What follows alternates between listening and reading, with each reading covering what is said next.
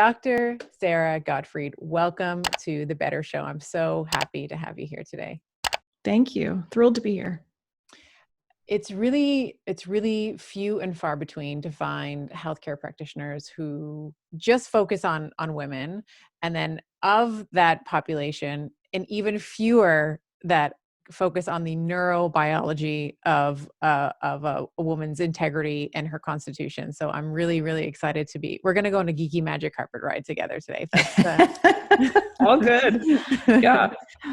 So just to kind of get us started and to get things warmed up a bit, you have a very typical, what I would call a heroine's journey, where, you were chasing what we would deem as, you graduated from a very prestigious school, have a great practice, very well known, and all the accolades, all the things that I would ascribe, and I've done this myself in terms of these more masculine pursuits, or what are deemed, socially acceptable as and more masculine achievements.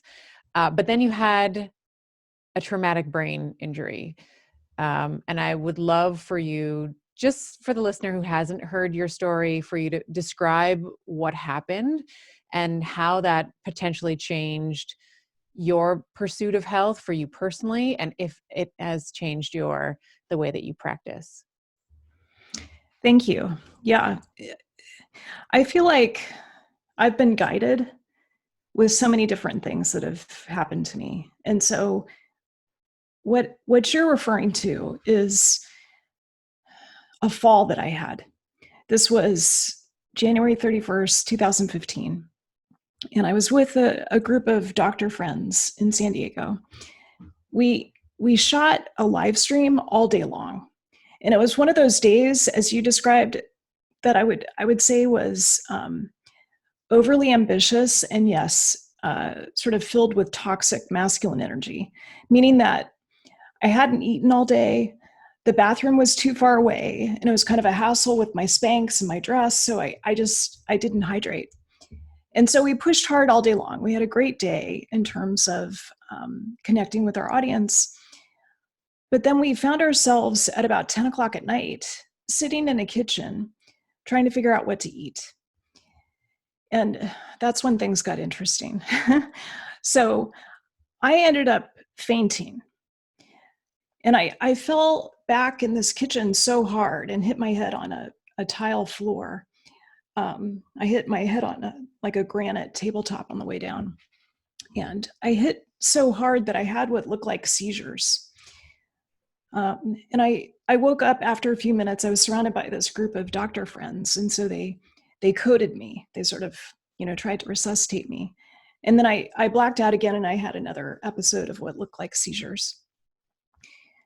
And so in retrospect, I look at this situation, and for me, it was a call to action. It was a message about how hard driving I was, how I was ambitious at the expense of my body. So I was I would say I was operating from the neck up. I was sort of, letting my brain sort of run the show, not keeping in mind, okay, I need to have stable blood sugar. I need to hydrate myself. I need to hydrate my cells. I need to take breaks. I need to do some deep belly breathing throughout the day. All those things that we know to do intuitively, but I was overriding them. And so, what I discovered later was that I definitely had a problem with my blood sugar. I didn't know a lot about it then, but I had this episode of hypoglycemia, which may show up more in women, especially reactive hypoglycemia. And I just wasn't taking care of myself the way that I needed to. So this, what happened out of all of this, and I feel like these sort of events are messages from the universe that we need to decode, right? I see that knowing smile on your face for those that are watching the video. Yes. So, this was a message about the connection between my body and my brain, which I was totally ignoring. And, before this, I understood about stress. I understood about, some of the basic needs that we have, but I don't think I was looking at it in an integrated way. until I got hit over the head with this epiphany. Mm-hmm. Mm-hmm. And so let's talk a little bit about some of the differences between the male and the female brain. I know that there are, we talk about this in your book, The Brain Body Diet. So we're going to link to the show notes, in the show notes, all the things that we referenced today. But there are some poignant differences. So you were talking about, not hydrating, not breathing, sort of pushing through this more masculine energy. And we know that, I often joke that women have often been looked at as these like smaller versions of men with like pesky hormones, right? But there are structural and functional differences between the cortices of the male and the female. So can we maybe double click on that and talk a little bit about some of those differences before we start to get into some of the juicier bits from your book? Well, I love talking about sex differences and also gender differences between men and women, because I think this, back in college when I took women's studies classes, I sort of looked at this in a different way, because I think women had been dismissed and ignored for so long. Now I look at it more from a place of how do we understand sex and gender differences so that all of us can elevate our health? Because understanding the difference between the male brain and the female brain, for instance, can help us understand the male brain better too. Right. So when it Right. comes to the differences, you're right. There's structural and functional differences. There's molecular differences that are pretty substantial. So there's the obvious things like the sex hormones. We know that, women have much more estradiol through their reproductive years. That's one of the members of the estrogen family. We have less testosterone than men, and this creates some differences between the brain. Although I want to make a point about testosterone, I feel like folks don't understand that the most abundant hormone in the female body is testosterone. So even though we have 10 times less testosterone than men, we are exquisitely sensitive to it. It is so important for our confidence and our agency and our sense of power in the world. So I don't want to dismiss that particular piece. When you image the female brain and you compare it to the male brain, what we know is that researchers can tell with about 85% certainty the difference between the male and female brain. And some of those differences include the hippocampus, that seat of memory consolidation and emotional regulation. The hippocampus is bigger in the females. And the amygdala, the part of the brain that's always searching the horizon for threat, tends to be bigger in men. So I'm generalizing here, but those are some of the key differences. There's some other differences as well in terms of what I think of as the gut-brain axis. The vagal activity tends to be higher in women. So there's some other subtle differences, but those are kind of the key ones. Yeah, and that's great. And I'm really excited I definitely want to be talking about the gut brain axis and the connection today, because there are, as you said, there are areas in the brain, the hippocampus, the cerebellum tends to be bigger in men. So that motor coordination tends to be a little bit more, there tends to be more robust uh, uh, density of neurons there.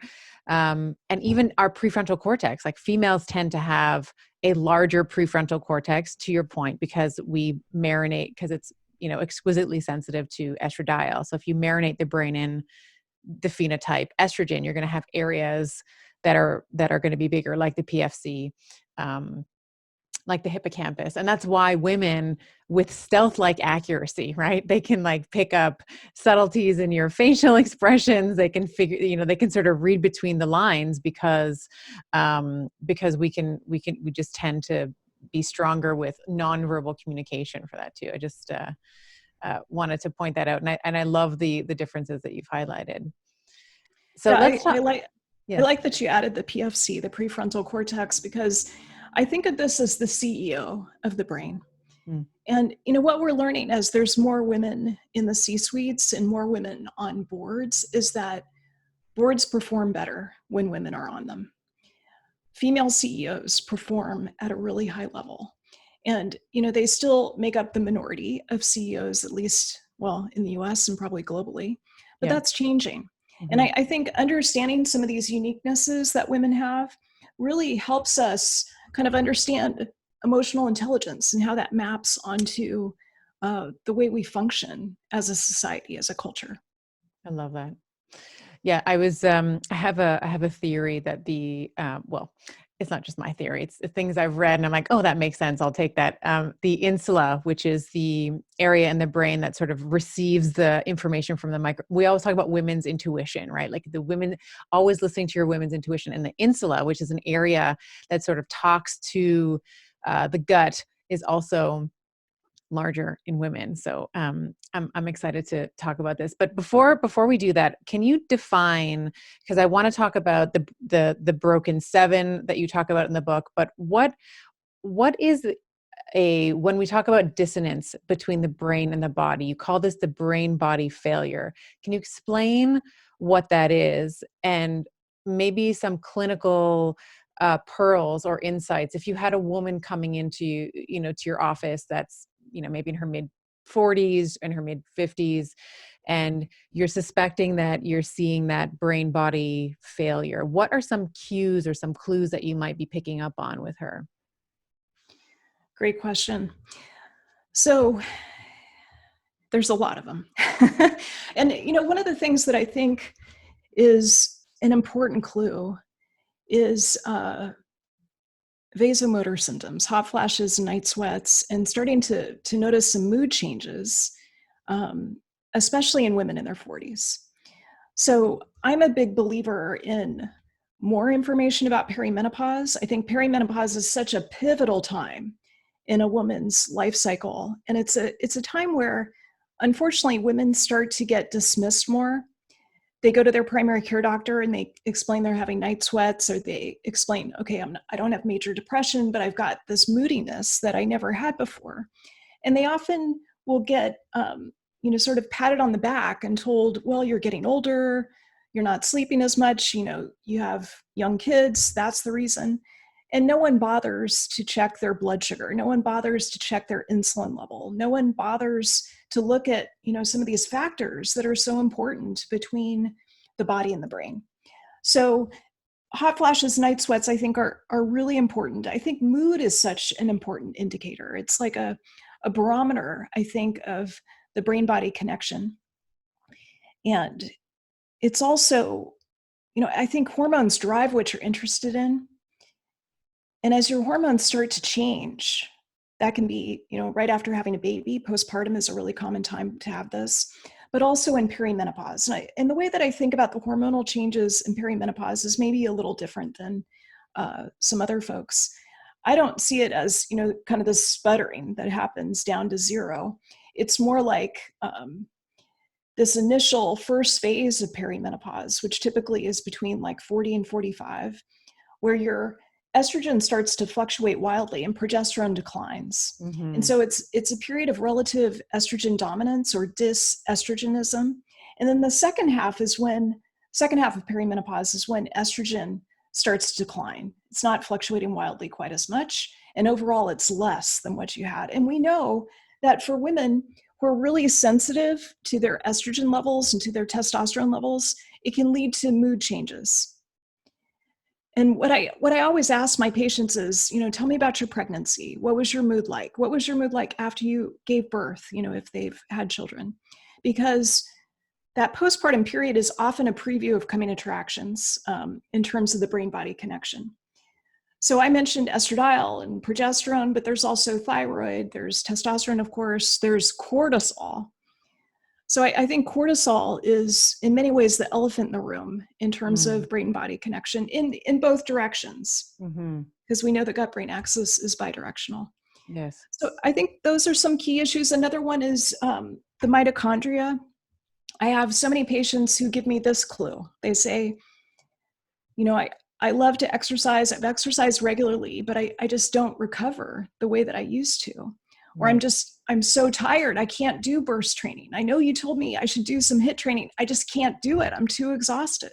Hmm. So that level of kind of exercise fatigue is another clue of what could be going on.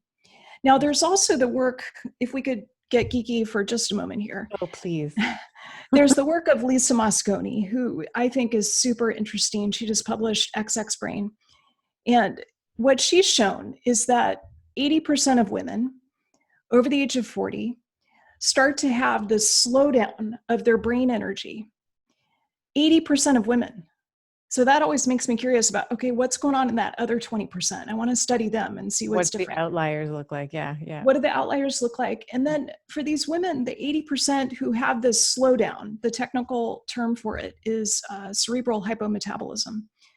What we know from PET scans that Lisa has done is that the way that glucose moves around in the brain starts to change. It declines. And it's substantial. It's like a 15% decrement in perimenopause and like a 20+% decrement in menopause. And when I explain this to my patients, when I say to them, listen, do you find that your brain is slower than it was before? Are you having more difficulty multitasking? You know, are you walking into a room and you can't remember why? Like those are some of the clues that tell you that this brain-body connection could be disrupted. And is it because the glucose, do we know that, the way that the glucose is transporting, is it that it's not being taken up by the cells as efficiently anymore? So you're having more glucose that is not being used to make ATP? Is that what that is? I would say the mechanism isn't totally clear yet. What I understand from Lisa's research, and this was just discovered in the last couple of years. Yeah. What I understand from her research is that it seems to be the decline in estrogen in the brain that kicks off this process. Right. But the point you're making, I think, is important too. Is this related to what I think of as insulin block or insulin resistance, where your cells become numb to insulin in the rest of the body? Like, is it also happening in the brain? Yeah. And so there seems to be a correlation between the two. And we know that, these could be some of the very early steps that lead over a few decades to Alzheimer's disease. And as someone who has Alzheimer's in my family, I'm super interested in that particular area. And so we know that the same enzyme, insulin degrading enzyme that deals with your blood sugar and trying to stabilize your blood sugar, is also the enzyme that helps to break down beta amyloid. Right. So controlling your blood sugar, I sometimes joke that I want people to care about their blood sugar the way that they care about their retirement accounts, because it is your retirement account. Like it is the most important lever when it comes to brain health, and such an important lever when it comes to the brain-body connection. I just, earlier this week was just, you and I were chatting about this. I just interviewed Dr. Dale Bredesen. So we were talking exactly about what you're talking about, this insulin degrading enzyme, how it is one of the factors that degrades and eats up some of those beta amyloid plaques. I think we were also, I can't remember if we touched on this or we were talking about this in the pre-chat, and we'll get to this. I want to get to this with my conversation with you as well, but zinc supplementation can also upregulate neprilysin, which is another compound that will also degrade those beta amyloid plaques and those tau tangles. So I am in 100% agreement with you. I think that understanding the glucose insulin dance that you have, not only, we can talk about weight. I mean, I have always women coming to me first for weight, but then once we get past the more superfluous reason, we talk about healthy brain aging and promoting healthy brain aging and function and brain fog. Like that is probably the number one thing that I have women complaining about, is this constant foggy thinking. So I wanted to maybe talk about that, and we can parse that with a conversation around set point, because in your book you talk about this idea that 80% of women are it's such a disheartening stat that 80% of women are dissatisfied with their bodies in some way. And part of that is because there's this continuous creep, if you will, of an increasing weight. And the other flip side to that, which I think is actually two sides of the same coin, is this idea of brain fog, where this woman she's there's some chronic low-grade stress, chronic low-grade inflammation, and she has this foggy thinking, and she's not able to focus, she's not productive, she's not able to concentrate. So can you maybe talk about what are some of the contributing factors to, and we can do this one at a time. We can talk about set point first. Like what are some of the reasons why a woman's weight would continue to increase over time? And then I'd like to kind of flip that around and talk about brain fog. Absolutely.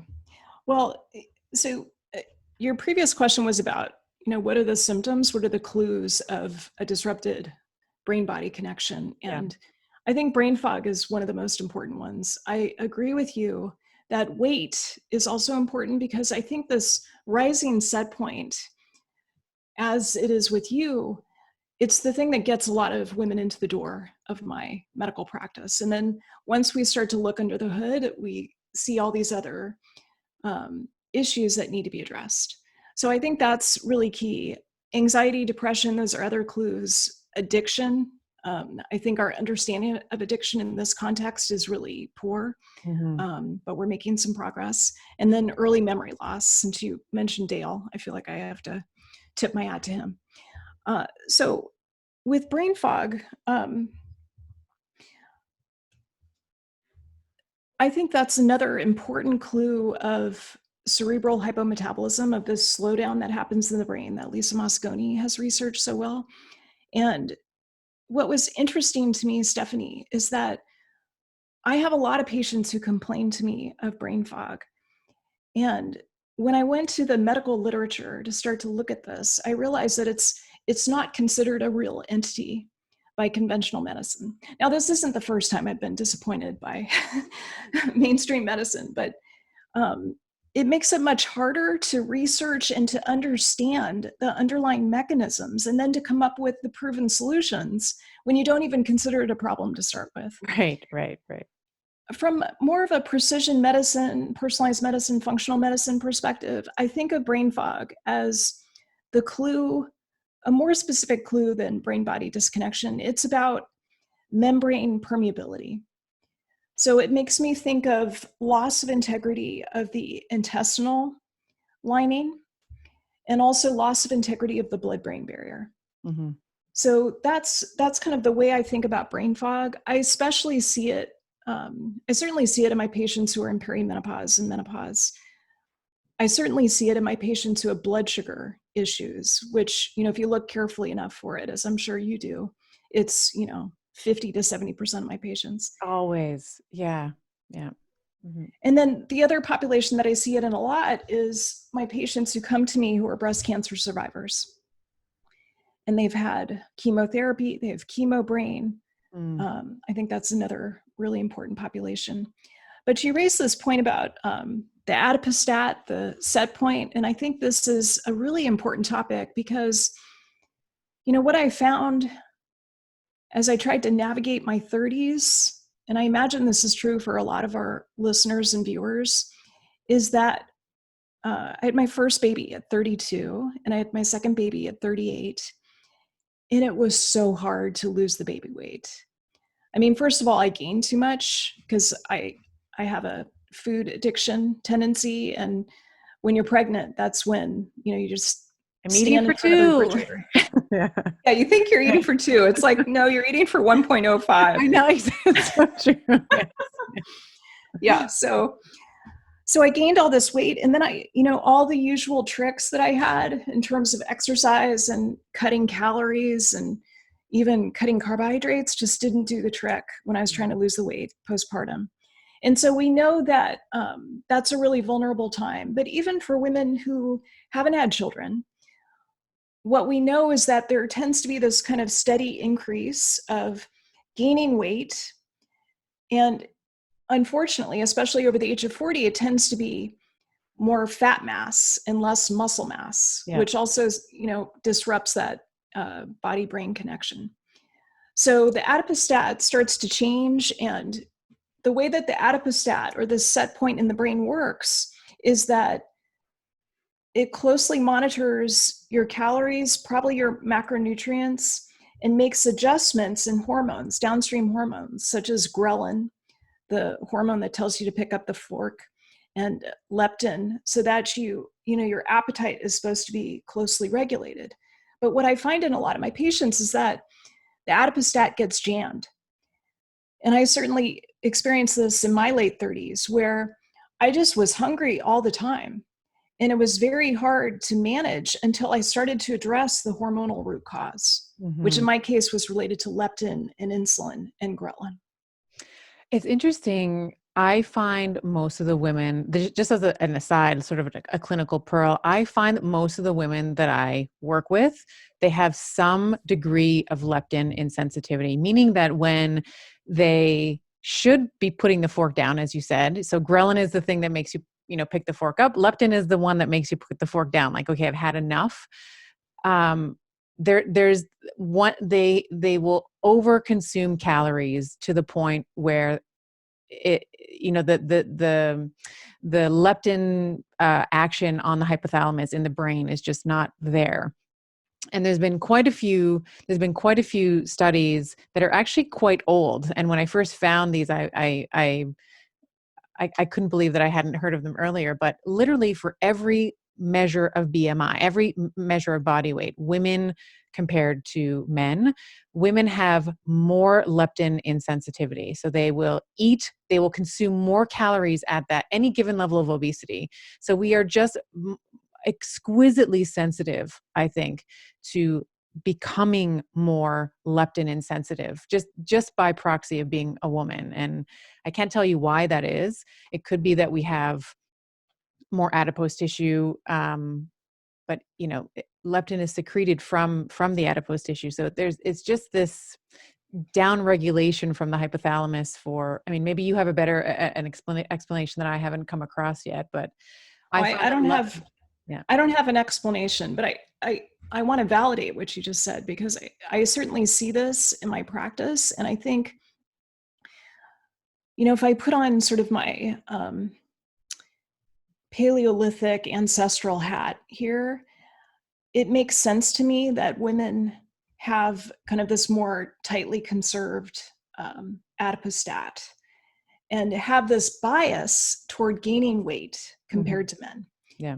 So, I wish with the adipostat that you could just kind of take it on and, uh, start exercising in a certain way, like with high intensity interval training and not chronic cardio, start eating the right foods, and then you can just, get your set point back to where you want it. But the truth is, for women, there's this bias where it's asymmetric, meaning that it's so much easier for women to gain weight than it is for them to lose weight compared to men. And so there's a number of reasons for that. I think the key reason is we evolved as women to have more fat, to be fertile, to have, sort of this evolutionary pressure to keep producing our hormones that support our menstrual cycle. And the key hormone there is luteinizing hormone. So we want to make enough luteinizing hormone so that we're ovulating every month. And we know that if you calorie restrict, it can keep that luteinizing hormone from pulsing, from spiking the way that it's supposed to in the middle of your cycle around day 12 to 14. So I think that's part of the reason here, why there's more leptin resistance when you compare BMI between men and women. I think it's also, this is a different topic altogether. This is my next book, but I think it's also one of the reasons why women have much more difficulty with a ketogenic diet compared to men. So that's a super juicy little bomb that I'm going to drop in the middle here. I love it. Thank you.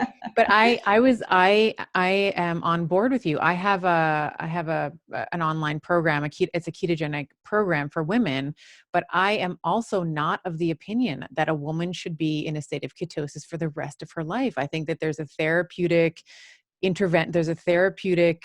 nutritional window where we can help her get metabolically flexible and help her start to utilize ketones. And, we were just talking about brain fog, like getting that as a substrate for ATP production. I think that there's a lot of benefit to that, but I think that you need to pulse it with a woman. You have to, and we're, talking about the brain, you have to save her neurotransmitters too, right? Like, her dopamine levels, her serotonin levels, to kind of circle back and sort of tie it up with a bow in terms of mood. And I think that when we think about it in the context of weight, in the book you talk about, in the brain body diet, you talk about hedonic eating and homeostatic eating.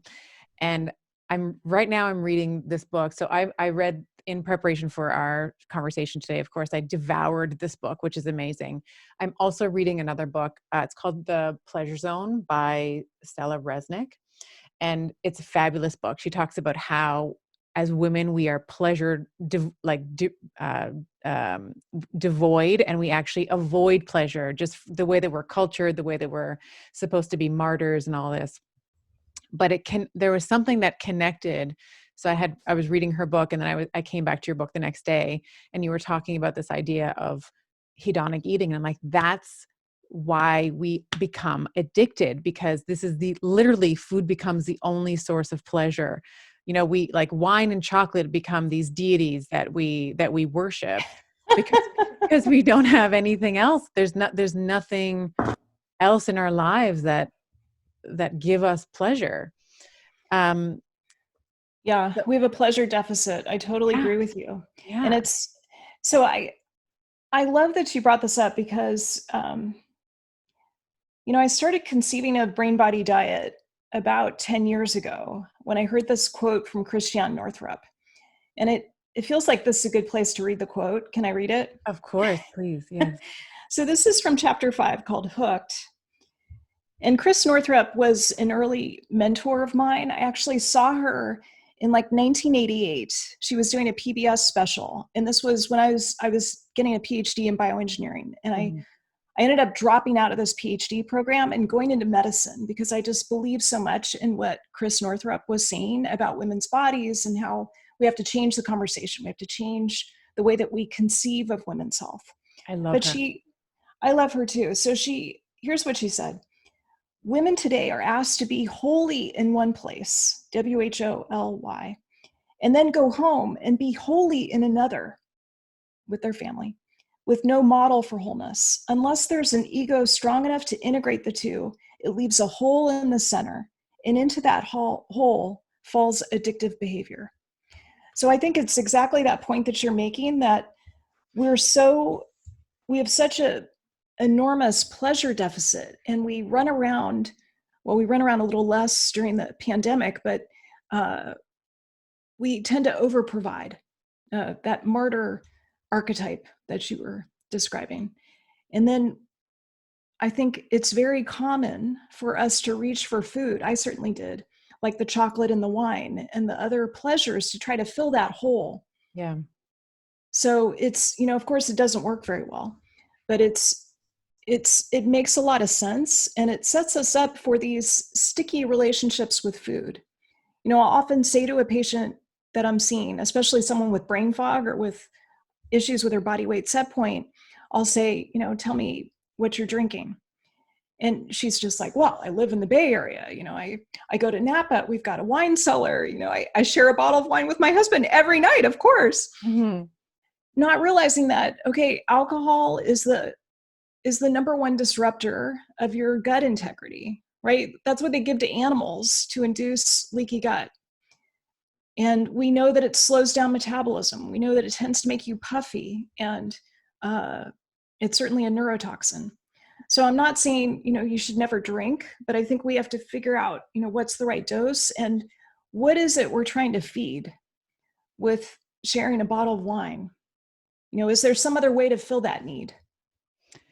I have to say, I cannot find one positive thing about alcohol. Like I mean, chemically, as you were saying, it's going to always go to the front of the line. The liver is always going to try to get rid of it first, and it won't, detoxify or conjugate all the other things that it's trying to get rid of. I can't justify. I don't drink. So this is potentially going to be very unpopular for people that are listening to this, but I cannot find any justification for alcohol. Even we had David Sinclair on the podcast, and he was talking about, his discoveries with resveratrol and how, then of course, the media took it and ran, and, oh, the red wine, it's like so great for you. The amount of wine that you would need to get the amount of resveratrol that would be clinically significant. You'd be drinking barrels, and even at 1 or 2 glasses. I mean, people don't like me when I say this, but I don't think that there's any use for alcohol. I think that it is completely destructive to our physiology. As you were saying, it makes you puffy. It's a neurotoxin. It disrupts your gut integrity. You're just you're just passing the buck forward, you know? I agree. I can't find evidence to support it. And we even know that, the data on longevity and reduction of cardiovascular disease, all of that has been reconsidered. And there doesn't seem to be a safe lower limit of alcohol. Yeah. I think that's the point that you're making. On the other hand, I do understand that some of my patients really enjoy the taste of it, and they're able to modulate. So they're able to get to a low enough dose that it's not affecting their liver enzymes. It's not, disrupting their estrogen metabolism pathways. So, I also have come out against alcohol. I don't drink alcohol, and I would say it's probably my least popular of all of the stands that I have. On the other hand, um, I'm somewhat agnostic on this point in that I don't want to exclude people who aren't quite ready to acknowledge the risks of alcohol or even to admit that they have a sticky relationship with it. Mm-hmm. So I just want to make sure that the tent is open for all people. And, if you want to keep drinking and you want to sort of look at your relationship to alcohol and look at what's going on with your gut function, what's going on with your liver function, how's it working for your adipostat, then I think that kind of query is invited and welcome. That's so well said. So it's much better than my extreme view, like no alcohol ever. Well, Stephanie, this, when you have a more extreme view, Mm-hmm. it also is a really clear, bright red line for people. Right. And often that's what we want. Like I had a cardiologist say to me last July, he looked at my genes, which I had looked at, 10 years before. He looked at my genes and he said, "You're a slow metabolizer of caffeine. You will never drink anything with caffeine in it again." And I was just like, what? What about my matcha? Like, I'm not drinking coffee, I'm drinking green tea. Yeah. But there was something so valuable in him saying, no, non-negotiable. Yeah. Like your risk of cardiovascular events is threefold higher than someone who's a fast metabolizer. Yeah. And so I think that kind of really black and white thinking can be very helpful as a clinician and a healer. Thank you. I appreciate that. I wanted to maybe bridge what we're talking about now with the chapter around addiction. This in your book, and this was, I mean, I was the president of the dopamine insufficiency club. Like you were talking, I was like, oh, that was me. I was there. So, and women can be so disconnected from how we're feeling.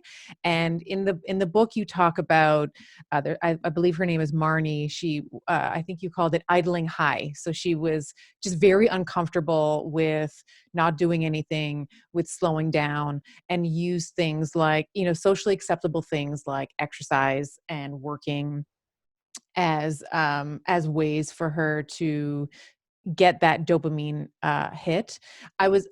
Before we kind of go in there, can you explain what your views are on dopamine insufficiency, how prevalent you think they are with women? And maybe before we do that, I don't know if you want to talk about the reward deficiency syndrome. It's sort of the same concept, but kind of tie those all together.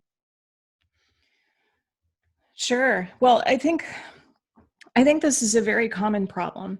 It's hard to know the epidemiology of it because dopamine, like a lot of neurotransmitters, is a pretty complex system. And so I think this is more of maybe a sociocultural diagnosis. But I know, for instance, one of the things I check with a lot of my patients is their COMT gene. Mm-hmm. And this is the gene that helps you metabolize catecholamines. It's also known as the explorer gene because, I don't know what your COMT status is, or even if you want to share that, but what I know with my comp status is that I am Val.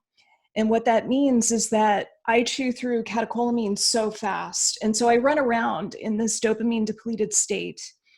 And I'm always looking for like the next shiny object. Mm-hmm. One of the ways that we think of this is, has a lot of, sort of taglines. This gene is also known as the corporate warrior gene, because people who behave like me tend to do well in stressful situations up to a point. Mm-hmm. So people who are slower metabolizers of dopamine, they tend to worry more. That's more the Woody Allen gene. Yeah. And so it's a way that, what I think of, if we go back to that corporate warrior analogy, folks who tend to more slowly metabolize dopamine, they tend to really consider all the options very carefully when they're faced with a decision. They're not, kind of grasping for the next hit in terms of life experiences. And so there's a spectrum of behaviors that we see here. And I think the important part with Marnie and with other patients who have reward deficiency syndrome is that there needs to be this intercept where we look at their behaviors. So one of the things that Marnie had as an example is that she exercised so much that she had a stress fracture. And normally when you have a stress fracture, you rest, you stop exercising. But Marnie didn't, because she's just like, I don't care. Like, I want the endorphins. Like, I feel so good when I exercise that I'm going to keep exercising even with my stress fracture. And that's where you cross a line. That's basically the definition of addiction, where you continue doing behaviors despite evidence of their harm. So that was where she crossed the line. She crossed the line in a few other places. But I think of her particular issue with, as you described, these socially acceptable addictions as spread addiction. Because if you look at her individual behaviors, they don't necessarily add up to a formal diagnosis of addiction. But when you look at them in aggregate, there's this behavior, there's this pattern of reward deficiency and trying to fill that hole, the same hole that Chris Northrup was talking about. Yeah. I'm heterozygous for comp. So I have a little bit of both. I like to call it the entrepreneur gene, because it's like you get a hit, right? You're like, oh, great, I climbed this mountain. Wonderful. What's the next thing? Like, you don't take any time to celebrate. You're kind of on to the next thing. Like, let me get the next thing. Let me get the next thing. Yes. So I thought that this was such an important chapter. I think it could be its own book, truthfully. What would be some ways, and again, with a gentle, loving hand, because some people are not even aware, some people are not even aware or open to the idea that they may be addicted to exercise. And especially, like, all the research, everyone's always talking about how it has the same efficacy as an antidepressant, that, people will self-medicate using exercise as a proxy for mood regulation. So what are some of the ways, if someone is open, to begin to heal that dopamine insufficiency, or that spread that you were referring to? Sure. Well, I think one of the factors, if we think in terms of a sequence, I'm an engineer, so I like to think in terms of, okay, what do you address first? What do you address second? I think we have to start with this idling high, with this level of hyperarousal. And, it's amazing to me. Part of it might be just living in the Bay Area, how many of my patients have this kind of base case of hyperarousal, where they're, jacked up by caffeine in the morning, they're breathing shallowly, maybe they have some palpitations, maybe not, maybe they don't notice them. And they have kind of this level of rev that's not a good fit for their body. That was certainly the case for me in 2015 before I had my fall. I had this level of rev that was not a constitutional fit for the rest of my body. Mm-hmm. So I think we have to get honest about whether a person has hyperarousal. And then, there's so many different ways to work with hyperarousal. so many mind-body techniques. There's supplements that help with that. I'm sure you have a long list of things that you use to help. I saw that you had a guided meditation on your podcast. I think, for a lot of these women, this is the place to start, because they're not going to go sit on a cushion and meditate for 30 minutes starting tomorrow, but they'll listen to your guided meditation. Like they'll do that for some period of time. And that's the first step. Like it's these baby steps that really add up over time. It's funny. So much of my protocols were born out of a need to help myself. Like I used to, Absolutely. I was the person that was telling patients, "Oh, you know what? You need to meditate," and never doing it myself because I thought somehow I was above it or I didn't need it, but they needed it, right? And of course, when I started, actually doing the meditation, I was like, "Oh yeah, okay, yeah." All the research that I read, this is what they're talking about. You mention Kundalini a lot in your book, and I just wanted to pause here and maybe talk about Kundalini a little bit, because I'm a licensed chiropractor. So for me, my awareness, my focus of study when I was both in my brick and mortar practice and all through school was all about the neurostructural integrity of the spine, the nervous system, alignment, symmetry, flexibility, mobility. And Kundalini's always been in my periphery. I just had a conversation with Dr. Kelly Brogan recently. She's going to be on the podcast, and she's a Kundalini teacher, and she was talking a lot about it. I wondered if you can talk about Kundalini as a proxy or as a means as well for helping with, well, I mean, it can help for many, many things. I think lymphatic drainage and alignment of the spine and flexibility, but as it relates to dopamine, is there a protocol or a usage there for Kundalini? There is. So I learned yoga from my great grandmother when I was 5, and I've practiced yoga for a long time, but the way that I practice really changed over time. And when I became a certified yoga teacher in my 30s, it was with vinyasa. It was kind of a Jiva Mukti lineage, and that was the kind of yoga that I practice. Just sun salutations, flow, a more yang practice. And when I hit my head and I had to just lie in a dark room for months on end, I started to practice Kundalini because, I wasn't supposed to sort of jog my brain. I was supposed to be much more quiet and intentional. And so that's when I started to do Kundalini yoga and to read more about it. And there's one teacher in particular that I'm friendly with, Guru Jagat, who I think is really awesome. And she had just published a book around this time where she had a meditation for habituation, which she allowed me to publish in the book.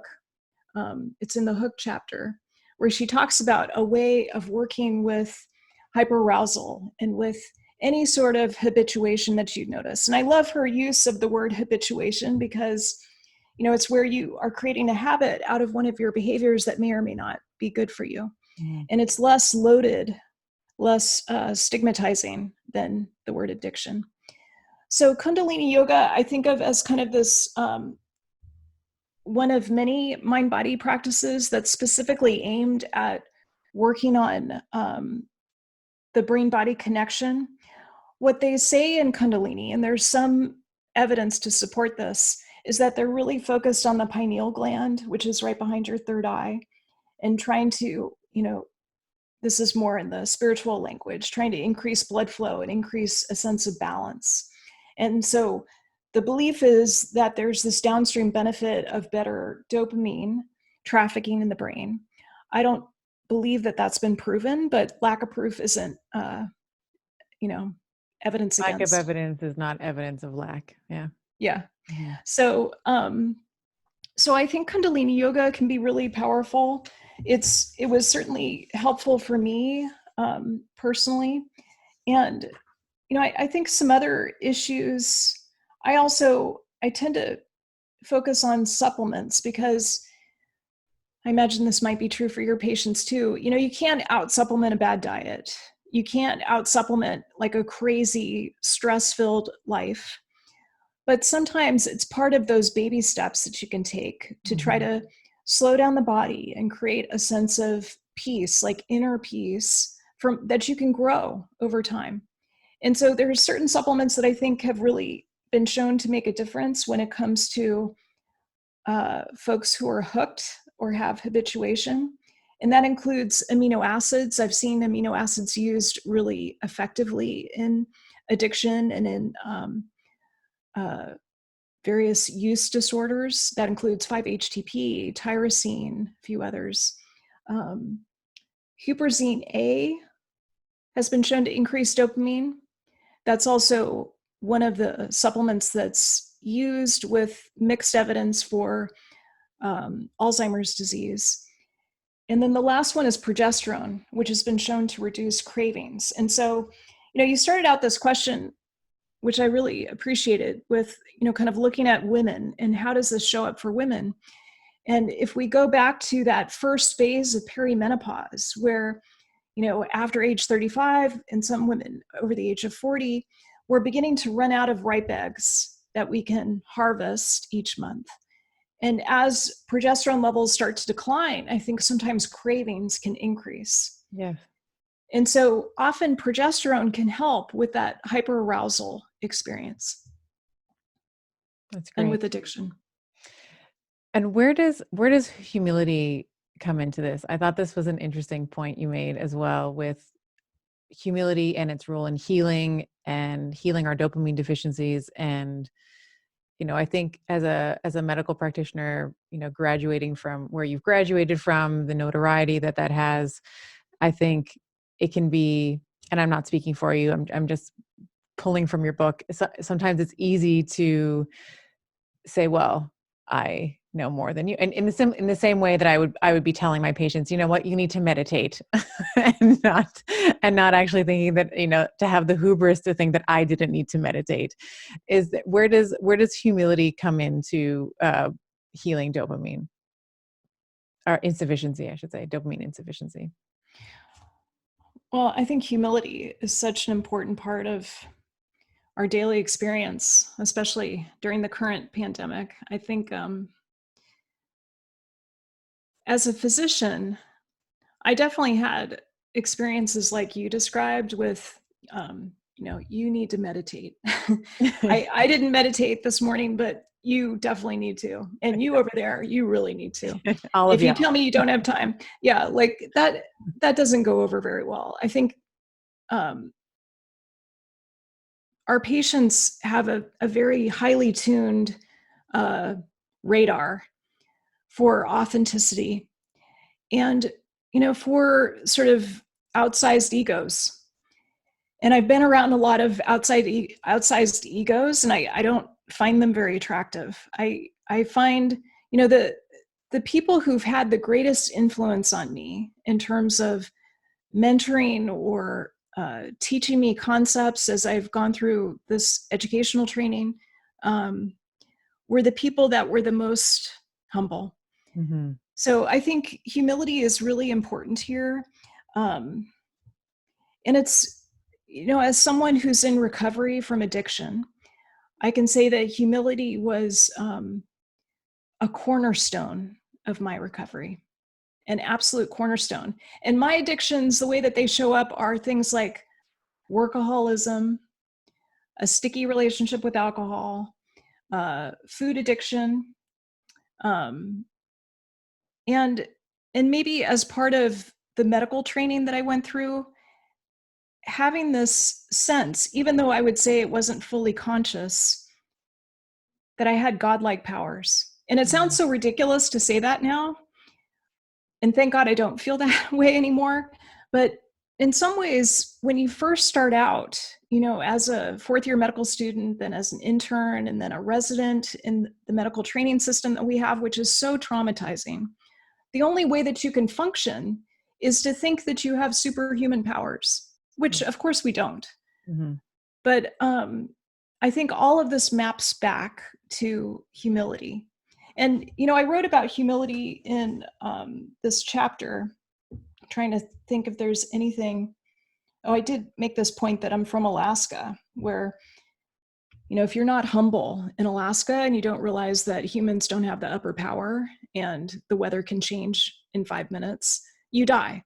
So there's, arrogance just doesn't get you very far in Alaska. The attitude in Alaska when I would come back in the summertime from medical school was, she went to Harvard, but she overcame it. Like that's kind of the attitude.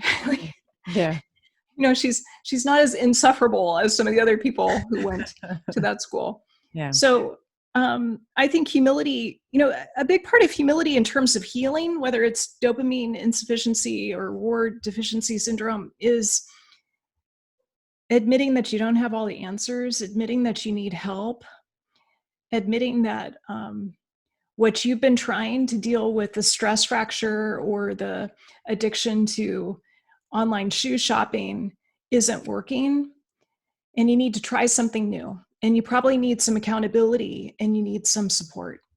So I think that's true kind of regardless of the condition that you're facing, that humility is a big part of healing. And healing, if I take it one step further, and if we talk for a moment about the autonomic nervous system, the sympathetic nervous system, that fight, flight, freeze, versus the parasympathetic nervous system, rest and digest, we know that the healing happens in the parasympathetic nervous system.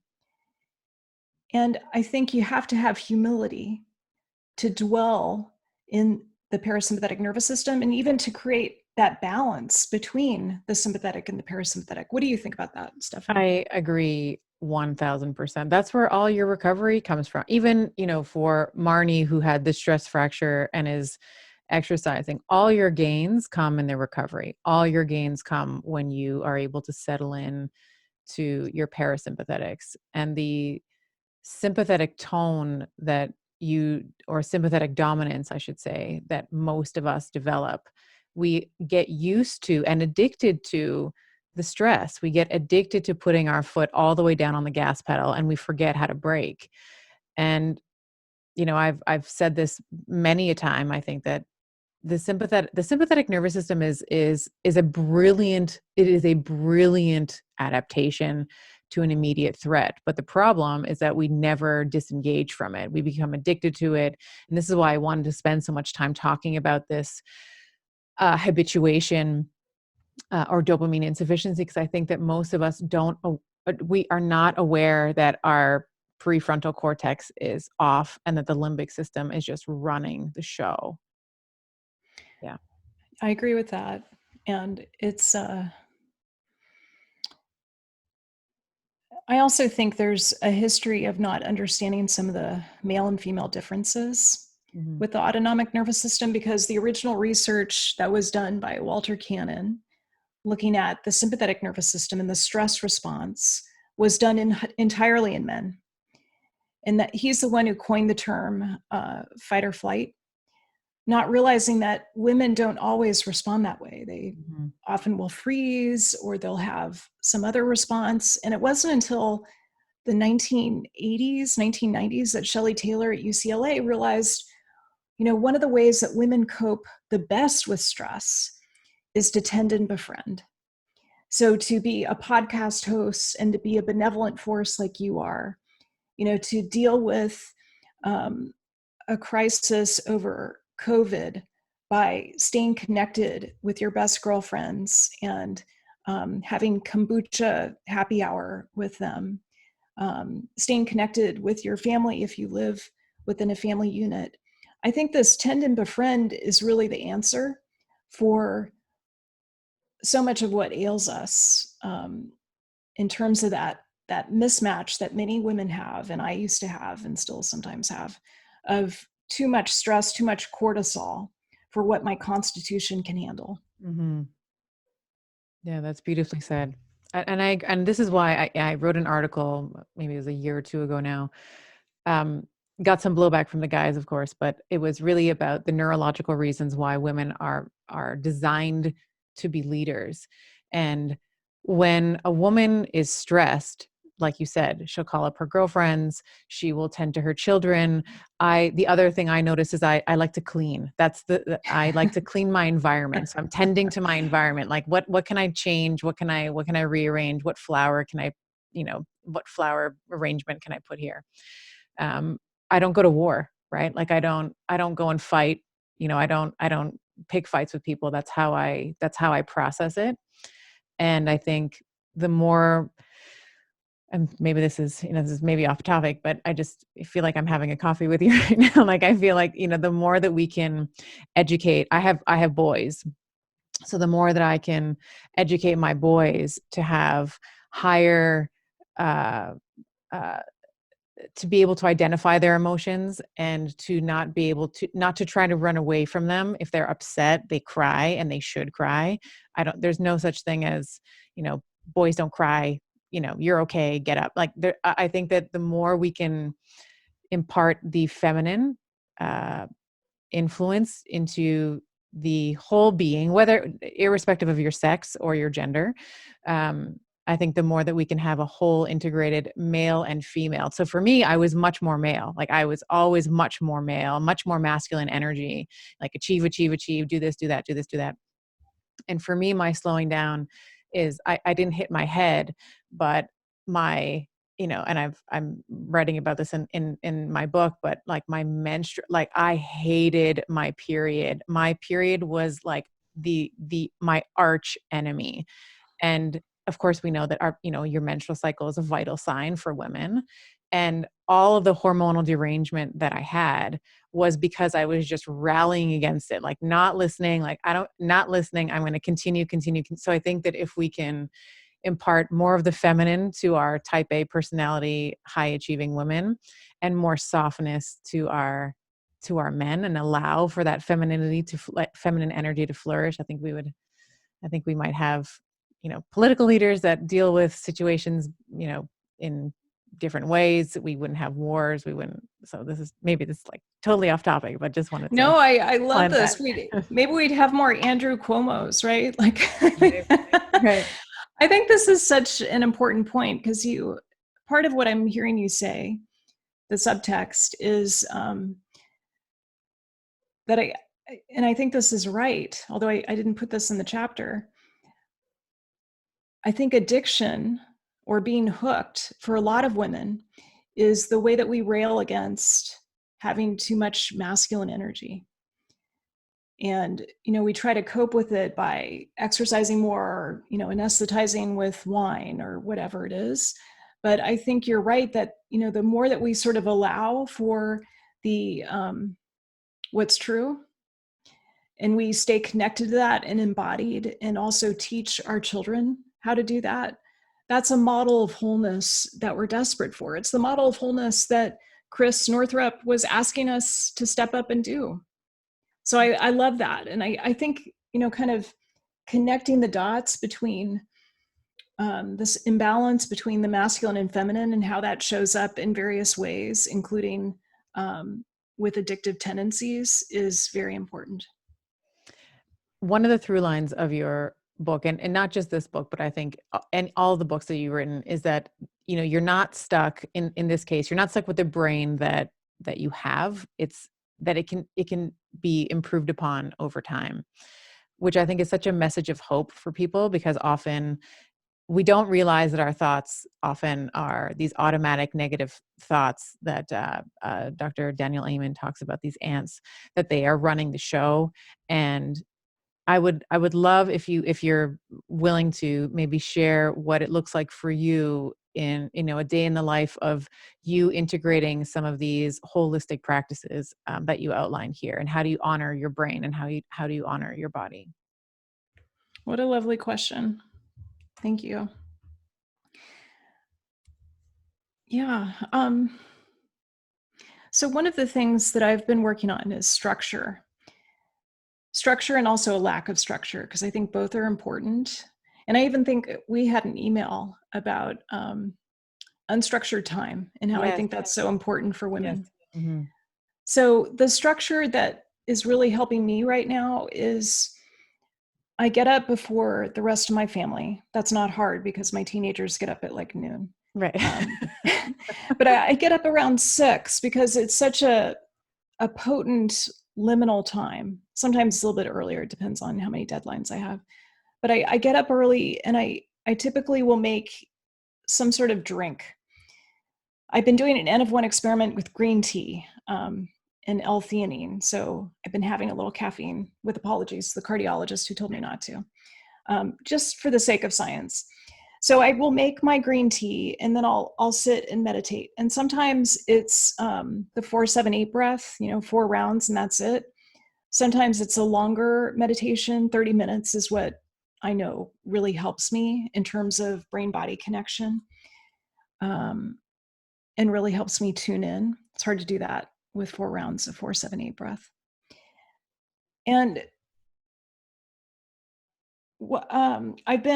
I also agree with you about the ketogenic diet. I think it's meant for a therapeutic purpose, probably for a maximum of about 6 months, depending on what your goals are. And so I used a ketogenic diet to reset my insulin and blood sugar. Mm-hmm. And you're right. There is this feeling of hope. Like, you can fix your blood sugar. I used to have pre-diabetes. I don't anymore. So the ketogenic diet changed that. And I usually will have breakfast, and I'm adding back some carbs. So I had some Greek yogurt this morning with some pumpkin seeds and even some blueberries. I don't eat fruit generally when I'm on a ketogenic diet. And then I exercise. So I think exercise is also so sacred for women. And if I don't do it pretty early on in the morning, it's less likely to happen. So I exercise, and what I'm doing while sheltering at home is the Peloton. I really love some of the instructors on the Peloton. So I go pretty hard with an interval training class. That's what I did today. And then I work in the sauna. Oh, that's great. I love that efficiency hack. That's good. Mm-hmm. It's really good. So I'm working on trying to stay in the sauna for an hour, and that's a long time to just sit there and drip and meditate, especially for someone who's low in dopamine. Right. I mean, I do okay with green tea. That gets me a few hours, but I have a setup where my laptop is right outside of the glass door, and I've got my AirPods in, and I'm usually watching a video or watching some educational presentation like I was today on Saras and mold. And then I take a hot bath with Epsom salt. And then I get ready for my day. That's when, sort of my more public work starts. So that's a pretty typical morning for me. I do that 5 or 6 days a week.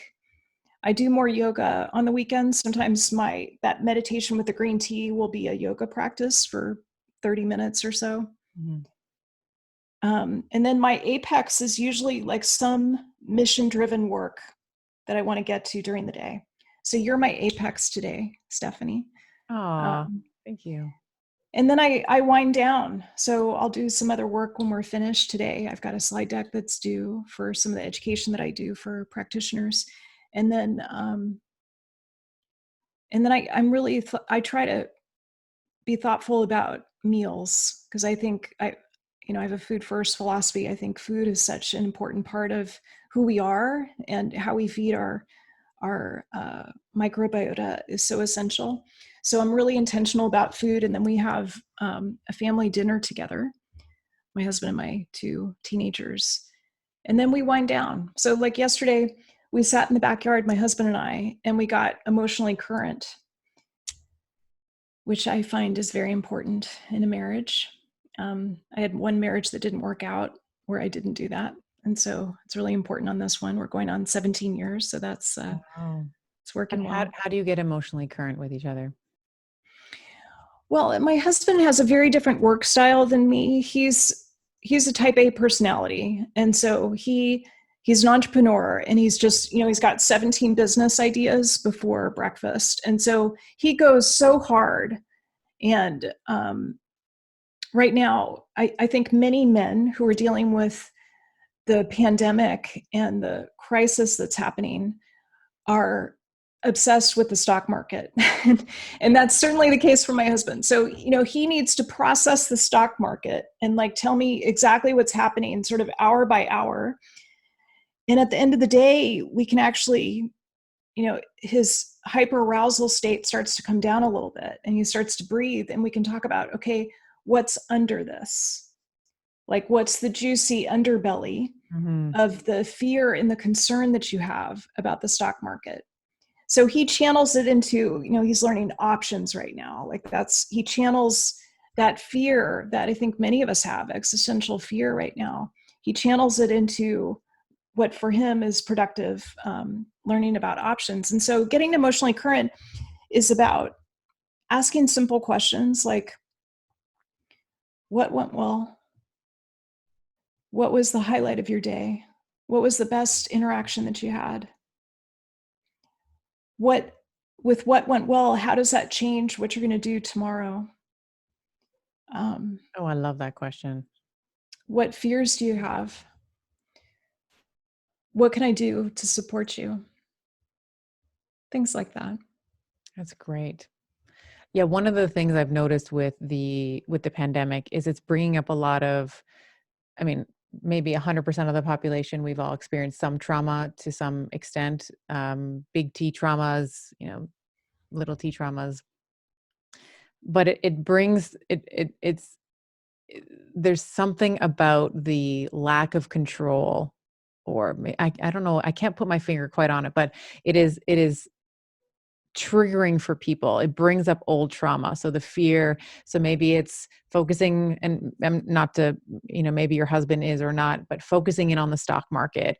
For me, it's okay, how can I give people mindset tools? Because I know that the last time that this happened, and I think back to 1988 or 1989, when I was a little girl, and things were I remember feeling like the rug was going to be pulled up from under my family's feet. And if I only had someone to sort of tell me it's okay, so now I'm, my wound is I'm trying to give to other people with guided meditations, as you mentioned, and, getting mindset experts on to talk about how we can move from being in a place of fear and having a shrinking, existential existence to going into gratitude, where you can become more expansive.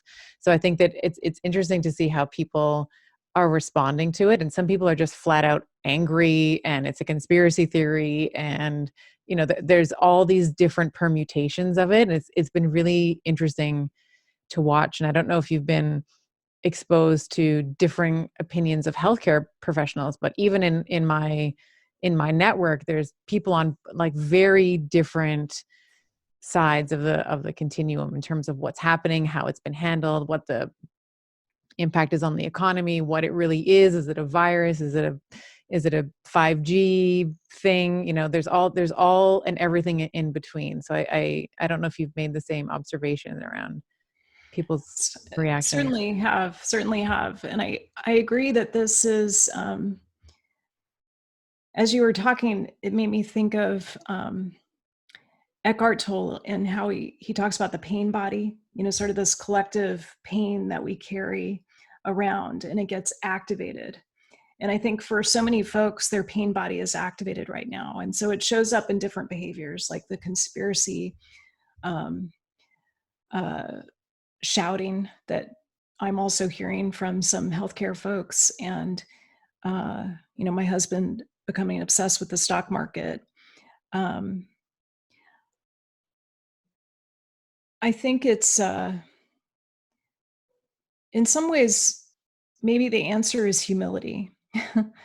I think it's kind of the answer to everything: acceptance, humility, service. I really love your point about service. Like, how can I serve? This was an old wound of yours, which Mhm. is true for so many of us as healers, that we had to take care of somebody else, or we had to protect somebody else. We didn't have like this benevolent adult in our life who was saying, Stephanie, all is well, darling. You're Mhm. doing great. Like, you don't need to do anything else. What you're doing is fine. Yeah. And so we have to do that for ourselves. I think that's such an important piece of this. So I think humility um, is a big piece of it. Awareness, acceptance, action, with a thread of humility throughout the whole thing. That's wonderful. Well, I'm really excited for your next book. I'd be super happy to nerd out with you offline around what Awesome. my observations have been around keto and women. If people want to find you, learn more about you, learn more about your work, where can we find you on the interwebs and elsewhere? SaraGottfriedMD.com is probably the best place. That's the mothership. If you want to learn more about brain body diet, brainbodydiet.com is probably the best resource. We've got an anxiety documentary there that's free to watch if anxiety is something you're experiencing in this current pandemic. Oh, that's wonderful. Well, this has been such a delightful conversation. I have enjoyed every minute of it. Thank you so much. And I know we had some scheduling issues, so I'm so thankful and appreciative that we were able to make this work. So thank you for your time and your brilliance today. Thank you, Stephanie. Grateful to be with you.